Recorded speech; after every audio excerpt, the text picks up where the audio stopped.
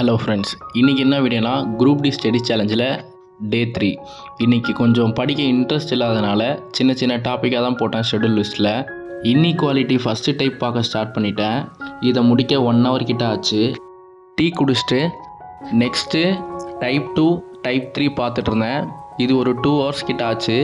அதையும் முடிச்சுட்டு அப்புறம் கொஞ்சம் ஷார்ட் நோட்ஸ் எடுத்துகிட்டு இன்இக்வாலிட்டின்னு ஒரு டாபிக் நான் ஷெட்யூல் லிஸ்ட்டில் மார்க் பண்ணியிருப்பேன்.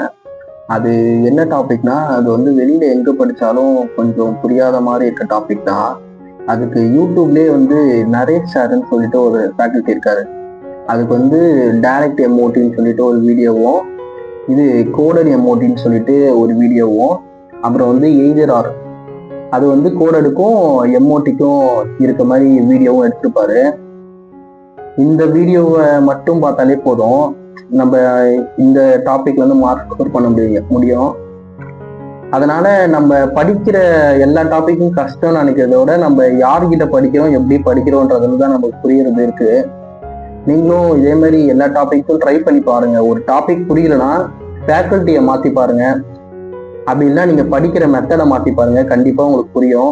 இது ஒரு 3 hours கிட்ட இருக்கும் இந்த வீடியோ, இந்த 3 வீடியோவும்.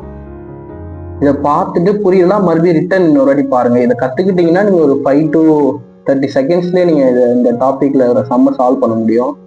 இதை ட்ரை பண்ணி பாருங்க. கொஞ்சம் சாப்பிட்டுட்டு டெஸ்ட் போட ஸ்டார்ட் பண்ணிட்டேன். ரொம்ப நாள் டெஸ்ட் போடாதனால டைம் ஸ்பீடாக ஓடின மாதிரி இருந்துச்சு. அப்புறம் கொஞ்சம் டாபிக்லாம் லேக் ஆச்சு.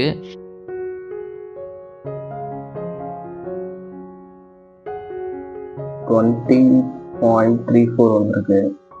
நம்ம சொல்யூஷன் போய் பார்க்கலாம். எதனா தப்பு பண்ணியிருப்பேன். நம்ம டெஸ்ட் எவ்வளோக்கு எவ்வளோ போடுறோமோ அதோட அனலைசிஸ் தான் ரொம்ப முக்கியம். இப்போ நான் அட்டம் பண்ணாத கொஷின் என்னன்னு பார்ப்போம்.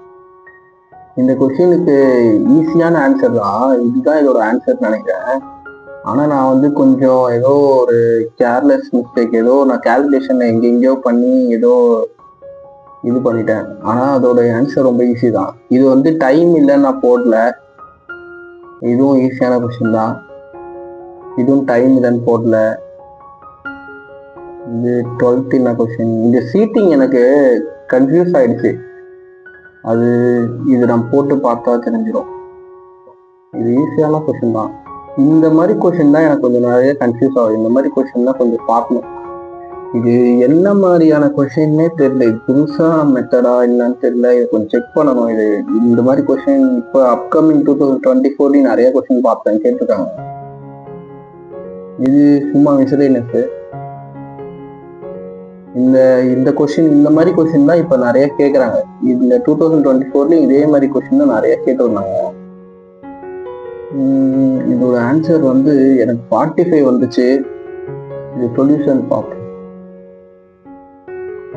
பார்த்தாலே நம்ம இதே மாதிரி கொஸ்டினை கற்றுக்கலாம்.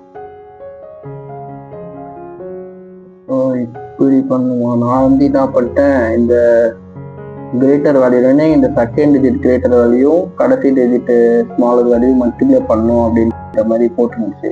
நான் அப்படி பண்ணி பார்த்தா எனக்கு 45 வந்துச்சு. ஆனால் அரேஞ்ச் பண்ணி அதுக்கப்புறம் நம்ம எடுக்கணும்னு நினைக்கிறேன். இந்த மாதிரி கொஸ்டின்லாம் கொஞ்சம் பார்க்கணும்னால தான். இந்த கொஸ்டினுக்கு ஆன்சர் இதுதான் நினைக்கிறேன். நான் இது போட்டேன், ஆனால் இது கிடையாது, இதுதான் நினைக்கிறேன். ஏன்னா இதுதான் கரெக்டாக இருக்கும்னு நினைக்கிறேன். ஆமாம், இதுதான் கரெக்டு. இது நான் போட்டேன். இது கடைசி டைமில் போட்டதுனால லைட்டாக சின்ன மிஸ்டேக் பண்ணிட்டேன். இது ஒன்றும் இல்லை. இது எல்லா கொஸ்டினும் டைம் தான் அந்த அளவுக்குலாம் போயிருக்காது. ஈஸியாக தான் அட்டன் பண்ணியிருக்கோம்.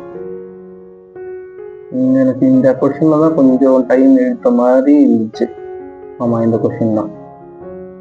நம்ம எவ்வளோக்கு எவ்வளோ டெஸ்ட் போட்டு பார்க்குறோமோ அதோட அனலைசிஸ் தான் ரொம்ப முக்கியம். நான் இன்னும் கொஞ்சம் டாபிக் கவர் பண்ண வேண்டியது இருக்குது.